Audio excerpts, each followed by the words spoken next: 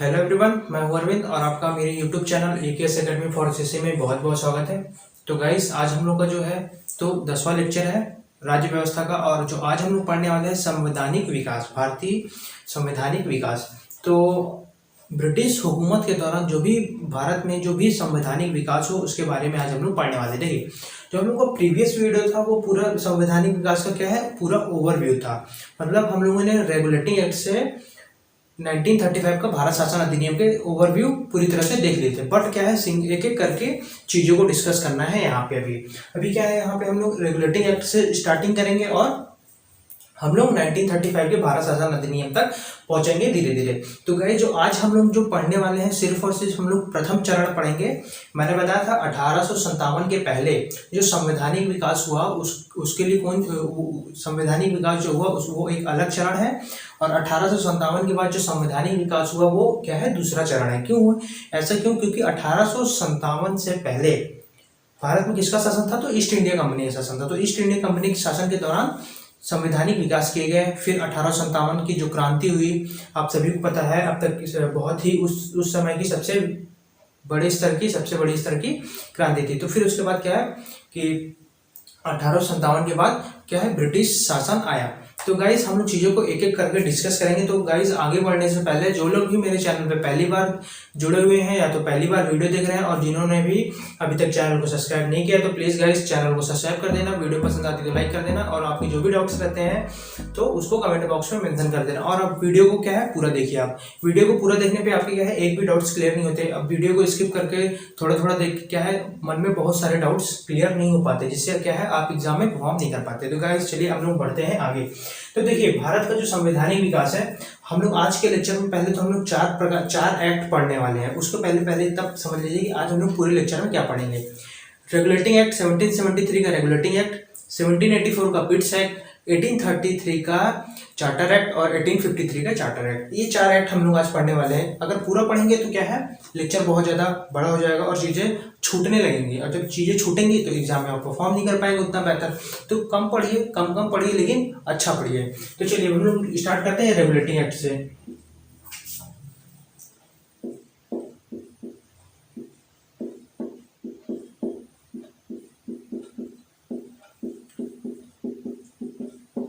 देखिए, एग्जाम में अब हम लोग ये भी डिस्कस करते जाएंगे कि एग्जाम में क्वेश्चन कैसे पूछा जाता है। तो देखिए, पहला चीज, एग्जाम में जो क्वेश्चन पूछा जाएगा कि रेगुलेटिंग एक्ट कब लाया गया, यही मेन क्वेश्चन पूछा जाता है एग्जाम में। अब बहुत सारे लोग क्या है यहाँ पे भी गलती कर देते हैं। तो कौन सा एक्ट कब आया, उसमें क्या प्रावधान थे, वो भी आपको पता होना चाहिए। तो रेगुलेटिंग एक्ट कब आया, 1773 में। देखिए, पहले मैं चीज़ों को आपको पहले डिस्कस कर लेता हूँ, फिर यहाँ पे बोर्ड में लिख दूंगा ताकि आप नोट्स में लिख दीजिए। देखिए, क्या है कि 1773 का एक्ट आया क्यों, पहले आपको ये पता होना चाहिए। अगर उसके पीछे का अगर चीज़ें आपको पता है तो डेफिनेटली आप यूपीएससी के लिए तैयार हैं। देखिए, क्या हुआ कि पिछले लेक्चर में मैंने डिस्कस किया था, यहाँ पे भी कर देता हूँ कि 1772 में क्या हुआ, यूएसए ब्रिटेन से क्या हुआ, आज़ाद हुआ। एज अ जनरल नॉलेज आपको पता भी होना चाहिए कि यूएसए में किसका उपनिवेश रहा है, तो ब्रिटेन का ही उपनिवेश रहा है। तो 1772 में क्या हुआ कि यूएसए ब्रिटेन से आज़ाद हुआ और इसने अपनी आज़ादी की लड़ाई कब से शुरू की, 1770 से लड़ाई शुरू की। मतलब और 2 साल में इसने क्या है, उपनिवेशिक सत्ता को उखाड़ के फेंक दिया। अब क्या हुआ कि ब्रिटिश संसद में बहुत हंगामा हुआ कि हमारी जो जड़ें हैं, ब्रिटिश हुकूमत की जो जड़ें हैं वो धीरे धीरे क्या होती जा रही है, कमजोर होती जा रही है। तो इसके लिए क्या है कि जितने भी उस समय पे ब्रिटेन के जितने भी अधिकार क्षेत्र थे, जहाँ जहाँ पे भी ब्रिटेन का उपनिवेश था, उसने क्या किया कि कुछ ऐसे एक्ट लाए कि उनका शोषण भी होता रहे और क्या है कि हमारी जड़ें भी क्या है, मजबूत होती रहे और नियंत्रण क्या है, ब्रिटिशों के हाथों में ही रहे। तो इसलिए पहला रेगुलेटिंग एक्ट आया। देखिए, चीज़ों के यहाँ पे यदि आपके मेंस में क्वेश्चन आ जाता कि रेगुलेटिंग एक्ट लाने का तत्कालिक कारण क्या था, तो आपको ये पता होना चाहिए। ठीक है, अब बढ़ते हैं आगे।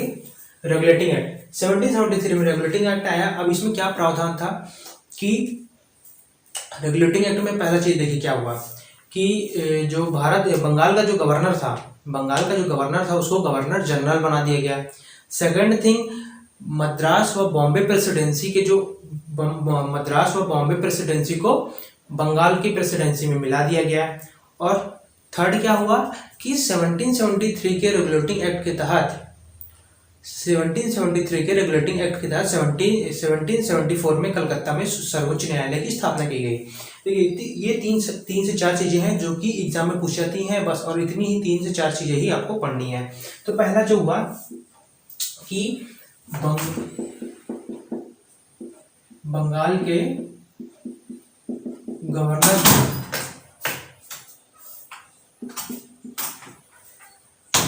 गवर्नर को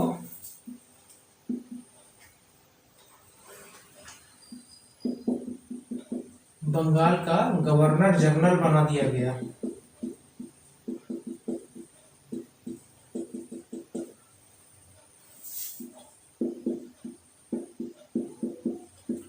देखिए पहली चीज तो आपको ये पता होनी चाहिए कि बंगाल के जो गवर्नर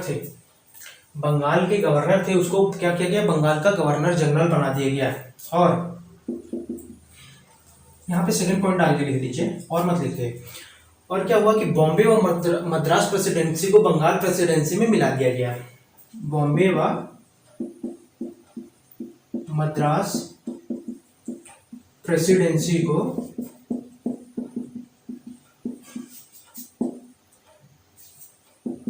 बंगाल प्रेसिडेंसी में मिला दिया गया।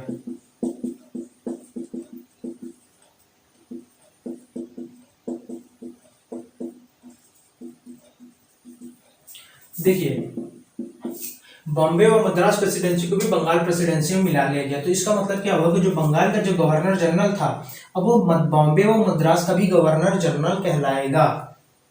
ये क्या है, चीजें आपको क्या है, चीजों को इंटरलिंक करके आपको चीजों को पढ़ना है ताकि आप क्या है कॉन्सेप्ट डेवलप हो सके, आपकी राज्य व्यवस्था में अच्छी पकड़ मजबूत हो सके। तो देखिए पहला चीज तो बंगाल के गवर्नर को गवर्नर जनरल बनाया गया। बॉम्बे और मद्रास प्रेसिडेंसी को बंगाल प्रेसिडेंसी में मिला लिया गया। मतलब जो मद्रास को बॉम्बे प्रेसिडेंसी थी अब वो किसके अधीन हो गई, तो बंगाल के अधीन हो गई। अब क्या है कि बंगाल का, अब ये देखिए बॉम्बे और मद्रास प्रेसिडेंसी बॉम्बे व मद्रास प्रेसिडेंसी बंगाल प्रेसिडेंसी के अधीन हो गई। तो अब इसका क्या मतलब है, इसका मतलब ये है कि जो बंगाल का गवर्नर जनरल कहलाएगा वह बॉम्बे व मद्रास का भी गवर्नर जनरल कहलाएगा। ठीक है, तो इतनी सारी चीजें हुई। अब देखिए तीसरा, अब क्या हुआ कि 1774 में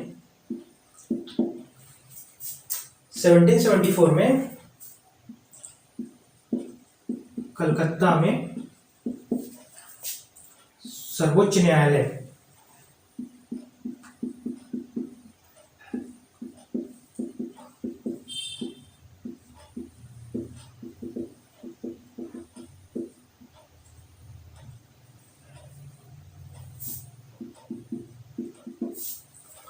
देखिए पहला तो बंगाल के गवर्नर को गवर्नर जनरल बना दिया गया। दूसरा बॉम्बे और मद्रास प्रेसिडेंसी को बंगाल प्रेसिडेंसी मिला लिया गया। अब देखिए रेगुलेटिंग एक्ट 1773 के ही तहत 1773 रेगुलेटिंग एक्ट 1773 के तहत 1774 में कलकत्ता में सर्वोच्च न्यायालय की स्थापना की गई। तो ये आपको पता होना चाहिए।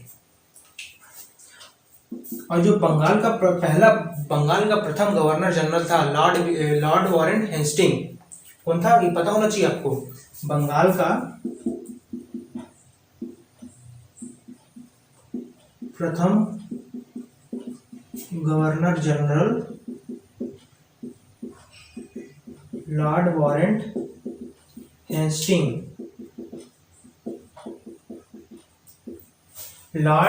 हेस्टिंग था।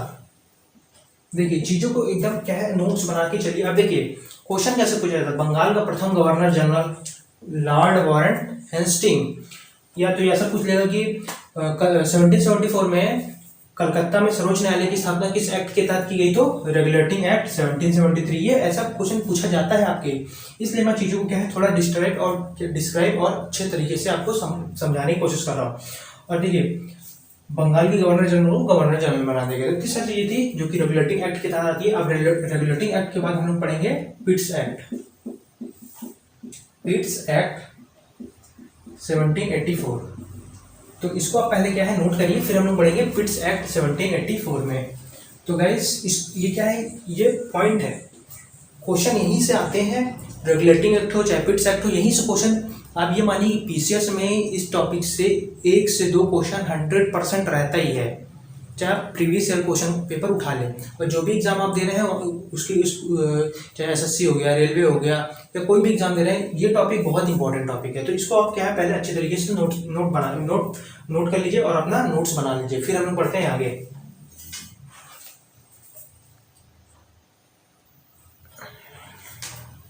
चलिए, आई होप आपने नोट कर लिया होगा। अब हम लोग पढ़ते हैं आगे। अब आएगा क्या, पिट्स एक्ट 1784। देखिए कई बार क्या होता है कि डायरेक्ट सन ही पूछ लेता है कि पिट्स एक्ट कब आया, रेगुलेटिंग एक्ट कब आया, चार्टर एक्ट कब कब आया। तो आपको पता है ये सब मैं चीजें क्या है डिस्कस कर चुका हूँ पिछले लेक्चर में, पूरे संवैधानिक विकास का होलिस्टिक ओवरव्यू ले लिया है। अब देखिए उस टाइम अगर मेरा पिछला वीडियो अगर आपने देखा है तो जो आज मैं पढ़ा रहा हूँ उसका पूरा 100% आपको समझ में आएगा। तो चलिए बढ़ते हैं आगे। और जो लोग भी नहीं देखे हैं तो प्लीज उस वीडियो को देखिए, बहुत ही इंपॉर्टेंट चीज उसमें डिस्कस की गई है। देखिए अब आता है पिट्स एक्ट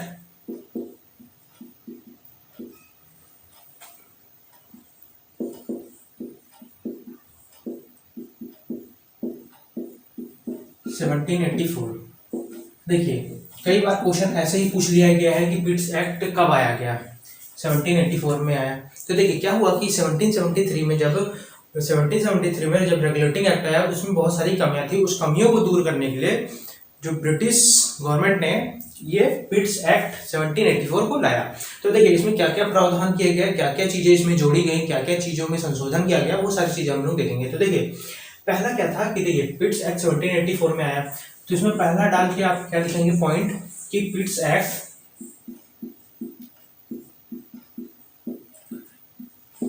रेगुलेटिंग एक्ट की कमियों को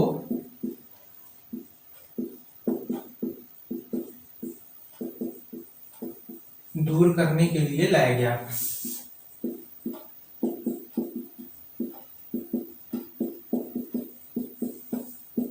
तो पहला चीज तो ये हो गया आपका कि जो पिट्स एक्ट था, पिट्स एक्ट रेगुलेटिंग एक्ट की कमियों को दूर करने के लिए लाया गया था। ठीक है, अब दूसरा पॉइंट आप डाल के लिखिए, जो पिट्स एक्ट है देखिए 1773 का जो आपका रेगुलेटिंग एक्ट था उसमें क्या था कि जो भारत में प्रशासनिक अधिकार जो थे वो किसके पास थे, तो ईस्ट इंडिया कंपनी के पास थे, सीधे सीधे तौर पे ईस्ट इंडिया कंपनी के पास। और उसमें क्या था, कोर्ट ऑफ डायरेक्टर,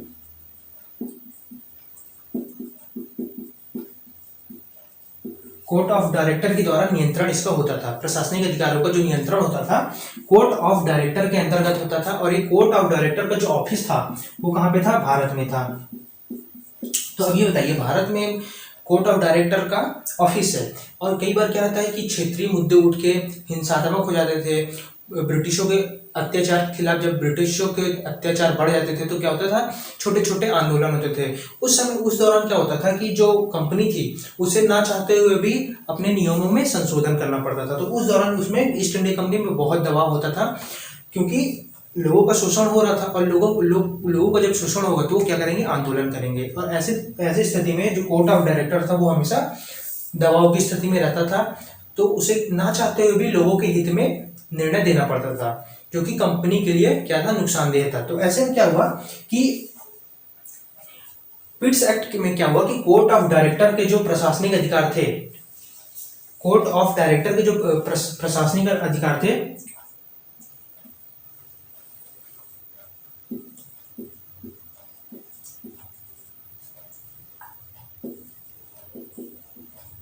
देखिए जो कोर्ट ऑफ डायरेक्टर के जो प्रशासनिक अधिकार थे वो बोर्ड ऑफ कंट्रोल को दे दिए गए। बोर्ड ऑफ कंट्रोल क्या, एक नया संगठन बनाया गया, और इसका ऑफिस कहाँ था, इसका ऑफिस था लंदन में। लंदन मतलब ब्रिटेन में। अब देखिए अब इसका ऑफिस ब्रिटेन में, अब यहाँ पे कितने भी दबाव हो, कितने भी आंदोलन हो, तो अब इसका फर्क उतना ज्यादा तो प्रभावी रूप से समझ में नहीं आएगा।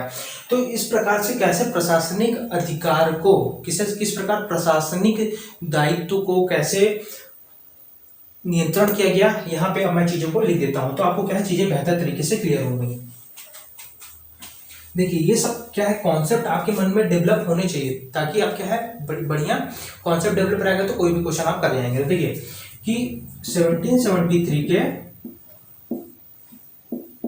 रेगुलेटिंग एक्ट के तहत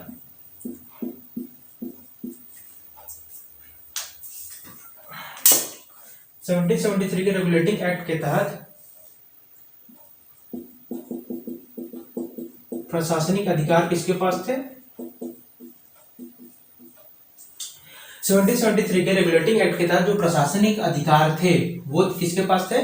तो प्रशासनिक अधिकार थे कोर्ट ऑफ डायरेक्टर।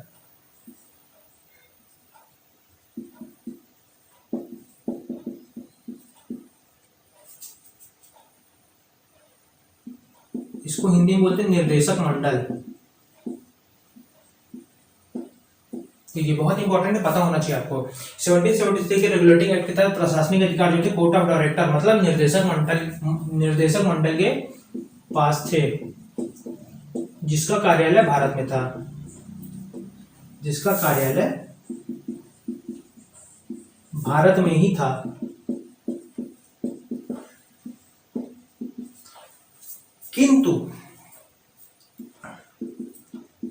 किंतु अब क्या हुआ?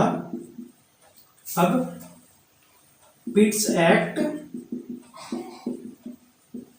1784 के तहत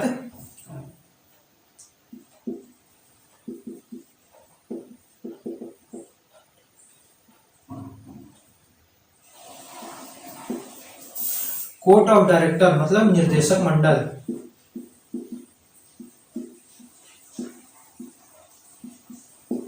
प्रशासनिक अधिकार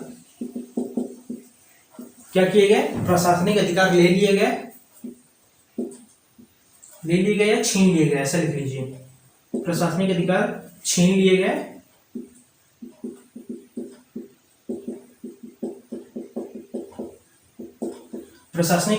लिए गए और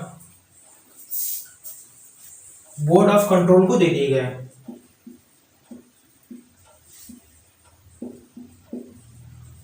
बोर्ड ऑफ कंट्रोल मतलब निर्देशक मंडल। देखिए बोर्ड ऑफ कंट्रोल को ही निर्देशक मंडल बोलते हैं। नहीं सॉरी,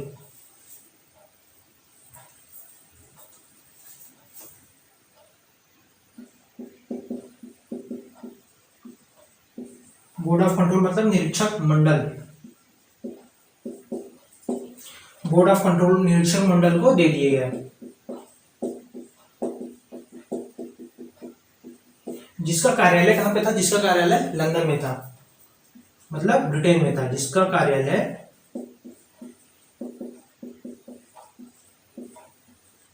लंदन मत लिखिए, ब्रिटेन लिखिए,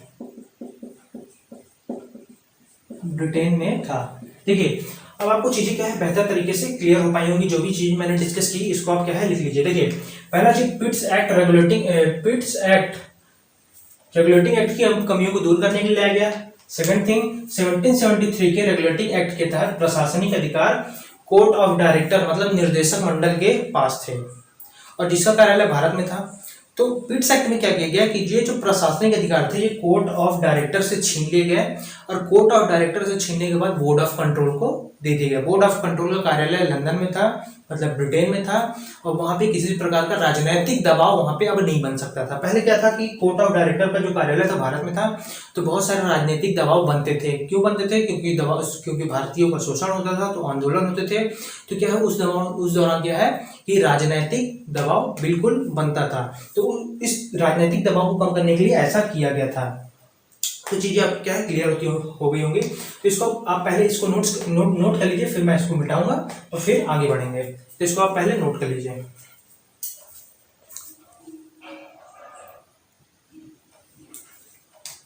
चलिए तो देखिए यहाँ पे एक छोटा सा मिस्टेक हो गया है। बोर्ड ऑफ कंट्रोल को हिंदी में नियंत्रण मंडल बोलते हैं।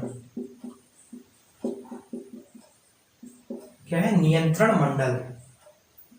हिंदी में आपको पता होना चाहिए नियंत्रण मंडल। तो अब इसको आप क्या है लिख लियोगे, नहीं लिखे तो स्क्रीनशॉट ले लीजिए, है ना। चलिए अब ये क्या है हमारा यहाँ से पिट्स एक्ट क्या है खत्म हो जाता है। हम बढ़ते हैं चार्टर एक्ट 18 1833, फिर 1853। दो चार्टर एक्ट है, दोनों का अलग अलग उद्देश्य था।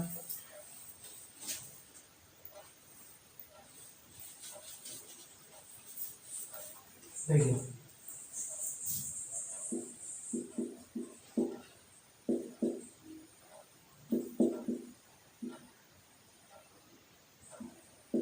चार्टर एक्ट 1853 में आया और एक आया 1833 में। तो इसको पहले आप चार्टर एक्ट के बारे में थोड़ा सा डिस्कस कर लेता हूँ, फिर हम लोग क्या है आगे बढ़ेंगे। देखिए जो चार्टर एक्ट था, तो जो चार्टर एक्ट क्या था कि जो लाया गया था, दो बार लाया गया चार्टर एक्ट, एक 33 में, एक 53 में। तो दोनों को क्या थे, अलग अलग उद्देश्य थे। तो देखिए चार्टर एक्ट के माध्यम से क्या हुआ कि केंद्रीकरण की शुरुआत हुई। केंद्रीकरण की शुरुआत कैसे हुई कि जो भारत का जो बंगाल का गवर्नर जनरल था, हमने अभी डिस्कस किया कि रेगुलेटरी एक्ट में कि बंगाल के गवर्नर को गवर्नर जनरल बना दिया गया बंगाल का, और जो मद्रास और बॉम्बे प्रेसिडेंसी थी उसके अधीन आ गई। तो जो बॉम्बे का गवर्नर जनरल था उसे पूरे भारत का अब क्या बना दिया गया, गवर्नर जनरल बना दिया गया। तो जब पूरे भारत के गवर्नर जनरल बना दिया जाएगा तो यहाँ पे केंद्रीकरण की क्या हो जाएगी, शुरुआत हो जाएगी। और दूसरा चीज क्या हुआ, बॉम्बे व मद्रास प्रेसिडेंसी के विधायी व कार्यपालिका अधिकार छीन लिए गए और बंगाल प्रेसिडेंसी के पास, मतलब कि छीन के बंगाल प्रेसिडेंसी के अधीन हो गए। तो यहाँ से आपको क्या समझ में आ रहा है, चीजों को डिस्कस करने, देखिए चीजों को डिस्कस इसलिए किया जाता है कि इन सारी राजनीतिक स्थितियों के मद्देनजर आपको चीजें क्या समझ में आ रही है। तो यहाँ पे ये समझ में आ रहा है कि जो पहले विकेंद्रीकरण था, अब क्या है, धीरे धीरे केंद्रीकरण की शुरुआत होती है। और फिर वहीं जाके 1861 में, मैंने कल डिस्कस किया था, 1861 में फिर से विकेंद्रीकरण आ जाता है, क्योंकि 1861 में पुनः क्या है, बंगाल और मद्रास को उसके कार्यपालिका व विधायी अधिकार दे दिए जाते हैं। बट यहाँ पे अभी क्या है कि जो चार्टर एक्ट है 1833 का चार्टर एक्ट, उसमें क्या किया जाता है कि बॉम्बे व मद्रास के विधायी क्षेत्राधिकार व कार्यपालिका क्षेत्राधिकार को छीन लिया जाता है और किसके अधीन हो जाता है, तो बॉम्बे प्रेसिडेंसी के अधीन हो जाते हैं। रेगुलेटिंग एक्ट में भी बॉम्बे व मद्रास प्रेसिडेंसी क्या था, बंगाल प्रेसिडेंसी के अधीन था, किंतु उनके विधायी व कार्यपालिका अधिकार बंगाल के अधीन नहीं थे। बट यहाँ पे विधायी व क्षेत्र कार्यपालिका अधिकार बंगाल के अधीन हो जाते हैं। और भारत का जो गवर्नर था, भारत नहीं, बंगाल का जो गवर्नर जनरल था, अब उसे पूरे भारत का गवर्नर जनरल घोषित कर दिया जाता है। तो इतनी सारी चीजें घटित हुई। तो इसको क्या है, मैं अब क्या है एक एक करके चीजों को लिख देता हूं। पहला, बंगाल के गवर्नर जनरल को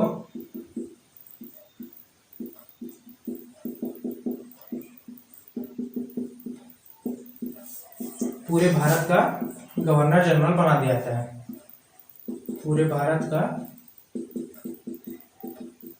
गवर्नर जनरल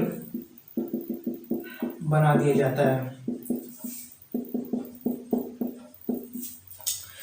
बंगाल के गवर्नर जनरल को पूरे भारत का गवर्नर जनरल बना दिया जाता है। दूसरा, बॉम्बे और मद्रास प्रेसिडेंसी के विधायी व कार्यपालिका अधिकार छीन लिए जाते हैं। बॉम्बे व मद्रास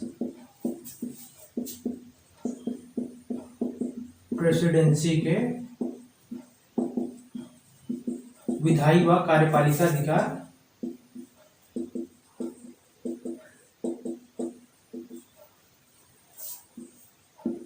क्या है, छीन लिए जाते हैं।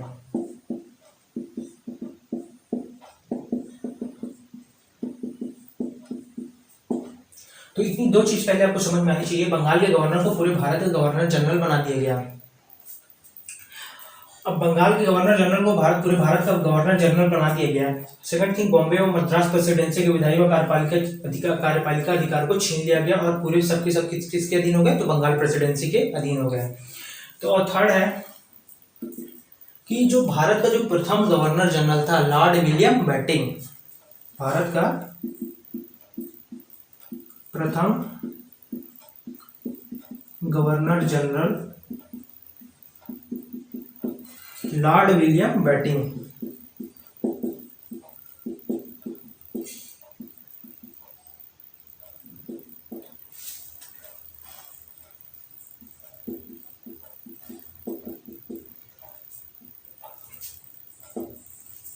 तो इतनी सारी चीजें आपको समझ में आई होगी। तीन ही चीज है इसके बारे में जो कि आपको पढ़ने लायक है कि चार्टर एक्ट 1833 में क्या हुआ कि बंगाल के गवर्नर जनरल को पूरे भारत का गवर्नर जनरल बना दिया गया। सेकंड थिंग, बॉम्बे और मद्रास प्रेसिडेंसी के विधायी व कार्यपालिका अधिकार को छीन लिया गया। भारत का जो प्रथम गवर्नर जनरल था वो लॉर्ड विलियम बेंटिंक था। अब बंगाल का प्रथम गवर्नर जनरल, देखिए यहाँ पे कंफ्यूजन क्या होता है उस पर हम लोग अभी चर्चा करेंगे। इसको 1833 हुआ, अब 1853 भी हो जाए, फिर हम लोग क्या है कुछ क्वेश्चन के बारे में भी हम लोग यहाँ पे डिस्कस करेंगे। तो इतना सारा चीजें हो गया, जो चार्टर एक्ट 1833 और फिर चार्टर एक्ट 1853 के बारे में हम लोग को पढ़ना है। तो इसको आप क्या है पहले स्क्रीनशॉट ले लीजिए जल्दी से, फिर हम लोग बढ़ते हैं आगे। वो भी बस 2 मिनट का ही है, बहुत छोटा है। तो चलिए अब मैं यहाँ पे मिटा देता हूँ।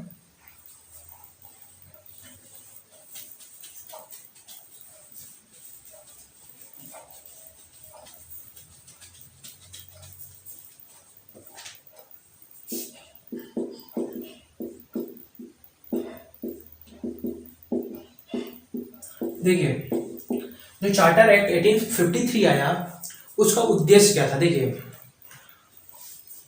यूपीएससी में ऐसा पूछता है कि चार्टर एक्ट 1833 का उद्देश्य क्या था। 4 ऑप्शन दे देगा, है ना। चार्टर एक्ट 1853 का उद्देश्य क्या था, तो यहां पे लिख देता हूं उद्देश्य सिविल सेवा में सुधार।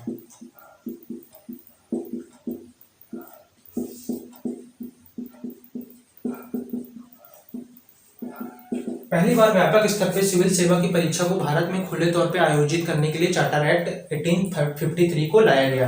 देखिए जो पहले आज जो सिविल सेवा जो आज हम लोग देखते हैं यूपीएससी, आईएएस, आईपीएस, तो उस समय क्या होता था कि आईसीएस होता था, इंडियन सिविल सर्विस, जो कि आज का यूपीएससी है, जिसको आईएएस बोलते हैं, इंडियन एडमिनिस्ट्रेटिव सर्विस। तो पहले क्या था, आईसीएस था।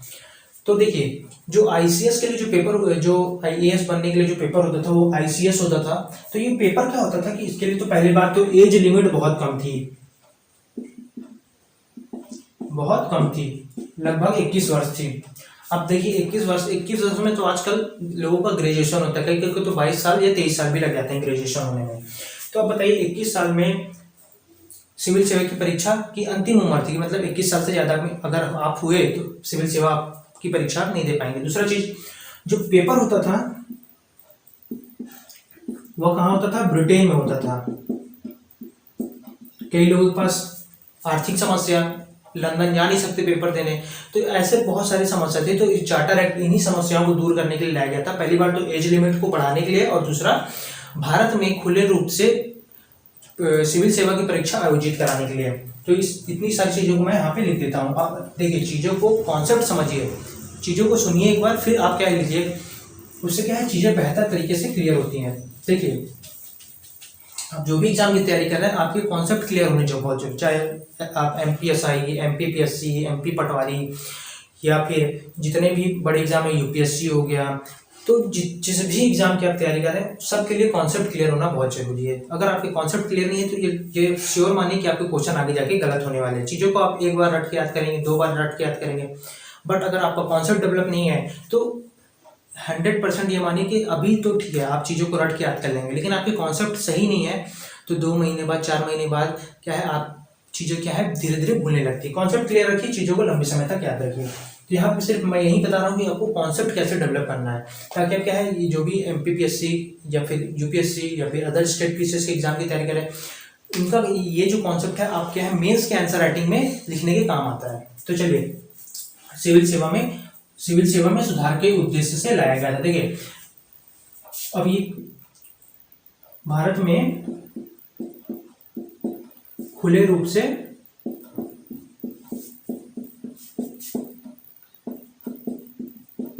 सिविल सेवा परीक्षा का आयोजन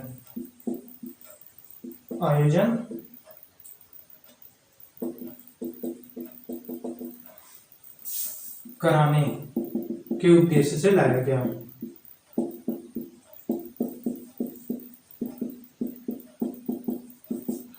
और सेकंड चीज, चार्टर एक्ट 1853 लाया गया, तो 1854 में सिविल सेवा में सुधार हेतु मैकाले समिति की भी गठन किया गया। 1844 में सिविल सेवा में सुधार हेतु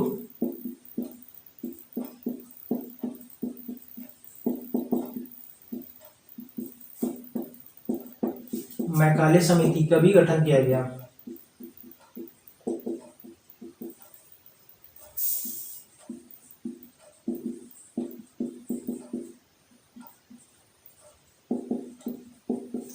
देखिए प्रथम चरण जो था हम लोग का यहाँ पे कंप्लीट हो जाता है। प्रथम चरण कंप्लीट। हमने संवैधानिक विकास को 2 चरणों में बांट के देखा। 1773 से 1853 का चार्टर एक्ट था। क्यों? क्योंकि 1857 तक किसका अधिकार था? तो ईस्ट इंडिया कंपनी का अधिकार था। 1857 के पहले ईस्ट इंडिया कंपनी, उसके बाद ब्रिटिश हुकूमत डायरेक्ट सीधे तौर पे भारत का जो शासनिक अधिकार, शासनिक प्रशासनिक अधिकार है अपने हाथों में ले लेती है। तो इसमें हमको पढ़ना है, क्या क्या पढ़ना है ये भी पता है आपको। 1858 का भारत शासन अधिनियम, 61 का भारत शासन अधिनियम, 1892 का भारत शासन अधिनियम, 1909 का भारत शासन अधिनियम, 1919 का भारत शासन अधिनियम, 1935 का भारत शासन अधिनियम, ये सारी चीजें आपको पढ़नी है। तो यहाँ पे पहला हम लोग का जो पहला चरण है तो वो कंप्लीट हो जाता है। तो गाइज अब यहाँ पे कुछ 2-3 क्वेश्चन को देख लेते हैं, डिस्कस कर लेते हैं पीटी में कैसे क्वेश्चन पूछे जाते हैं।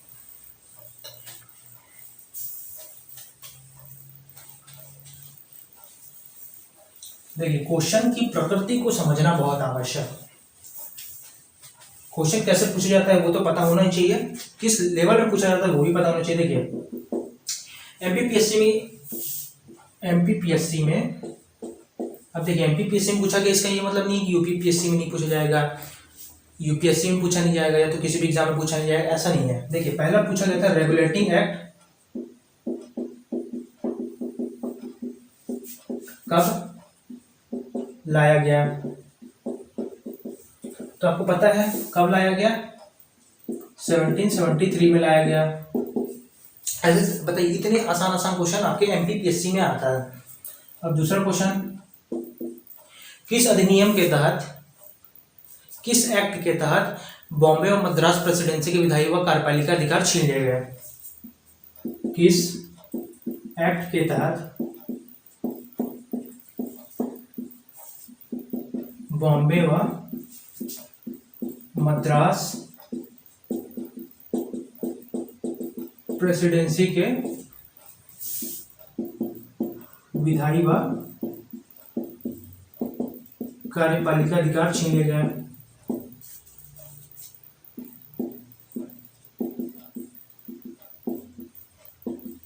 छीन लिए गए। तो आंसर क्या है आपका? अभी मैंने बताया चार्टर एक्ट 1833। तो इस तरह से पूछा जाता है। केंद्रीकरण की शुरुआत कब से मानी जाती है? तो चार्टर एक्ट 1833 से। अब यहीं पे जो मैंने अभी आपको क्वेश्चन बताया ये भी शायद एमपीपीएससी आपके छत्तीसगढ़ पीएससी में पूछा गया है कि 1853 के चार्टर एक्ट को लाने का क्या उद्देश्य था?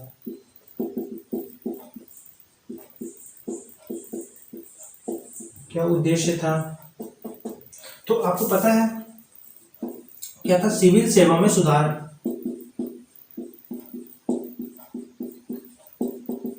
देखिए आपके सिलेबस के बाहर की चीजें कुछ भी नहीं पढ़ा रहा हूँ, जो भी पढ़ा रहा हूँ आपके सिलेबस की ही चीजें पढ़ा रहा हूँ। कैसे क्वेश्चन पूछे जाते हैं वो भी मैंने बता दिया। हाँ, एक और चीज पूछा गया है कि मैकाले समिति का गठन किस अधिनियम के तहत किया गया? तो किस अधिनियम के तहत किया? सिविल सेवा। देखिए अधिनियम मतलब एक्ट होता है, सिविल सेवा चार्टर एक्ट 1853। यदि यहाँ पे क्वेश्चन पूछा ही गया है, सिर्फ एमपीपीएससी या फिर छत्तीसगढ़ पीएससी ऐसे ही कुछ पूछा गया है कि मैकाले समिति का गठन, मैकाले समिति का गठन किस एक्ट के तहत किया गया?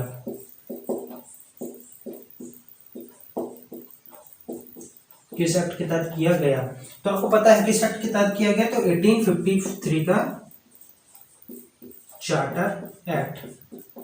देखिए कितना आसान क्वेश्चन पूछा जाता है। अब यूपीएससी क्या करता है? देखिए यूपीएससी जोड़ी मिलाने में दे देगा, इधर तरफ 4 एक्ट और इधर तरफ सन। कौन सा एक्ट कब आया, देखिए इधर एक्ट का नाम दे देगा, इधर सन का नाम दे देगा, आपको सही जोड़ी मिलाने के लिए दे देगा। इस टाइप का क्वेश्चन पूछा जाता है। बाकी चीजें यहीं से ही पूछी जाती हैं, यूपीएससी में भी और एमपीपीएससी में भी। तो चीजें आपको बेहतर तरीके से आई होप चीजें क्लियर होंगी। तो गाइस, जो लोग भी मेरा वीडियो पहली बार देख रहे हैं या तो पहली बार जुड़े हुए हैं, और जो लोग भी अभी तक चैनल को सब्सक्राइब नहीं किए हैं, तो प्लीज चैनल को सब्सक्राइब कर देना और बाजू में बेल आइकन की बटन है उसको प्रेस कर देना, ताकि वीडियो को लेटेस्ट नोटिफिकेशन आप तक पहुंचता रहे। तो गाइज मिलते हैं नेक्स्ट वीडियो में, और नेक्स्ट वीडियो में हम लोग क्या पढ़ेंगे वो भी मैं बता देता हूँ। इसके बाद के जो एक्ट हैं 1858 से 1935 के चार्टर एक्ट जो है उसको हम लोग पढ़ेंगे। तो गाइज वीडियो पसंद आई होगी आपको तो लाइक करना, कमेंट करना और सब्सक्राइब करना। तब तक के लिए गुड बाय, थैंक यू।